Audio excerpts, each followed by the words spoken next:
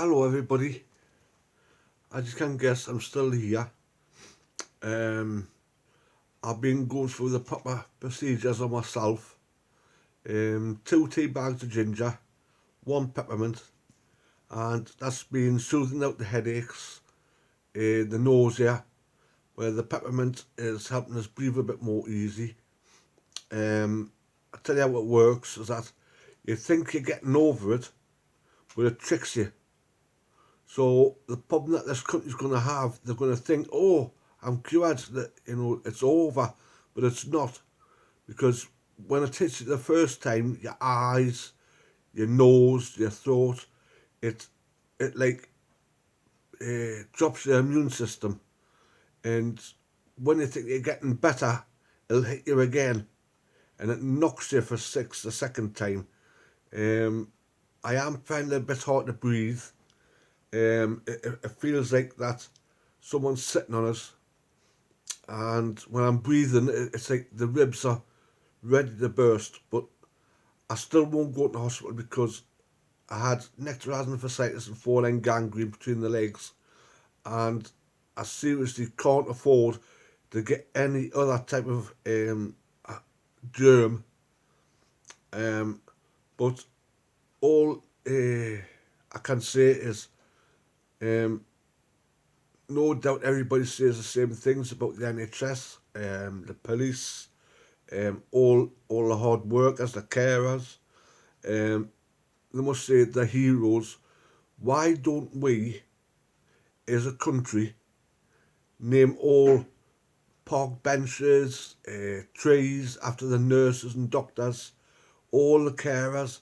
They deserve the key to the country.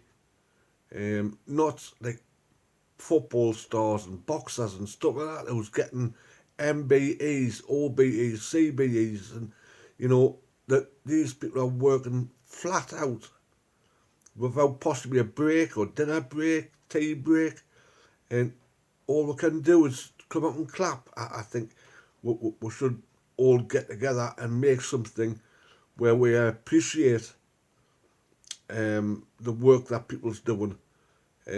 But unfortunately, in my situation, that I'd rather have my last days in my own home rather than a bed round about complete strangers. And they think by pulling the curtains over in the hospital bed that everything's confidential, and where it's not. And I don't go well with hospitals, unfortunately. It's no disrespect to any of the members of staff that works really hard. But I still think that people say the worst is going to come, but doesn't matter how many times you tell people to stay indoors, you can't chain people down. People's always going to think that they can beat it. But unfortunately, I hope to God that nothing happens to anybody, because the outside, and people say it's not airborne.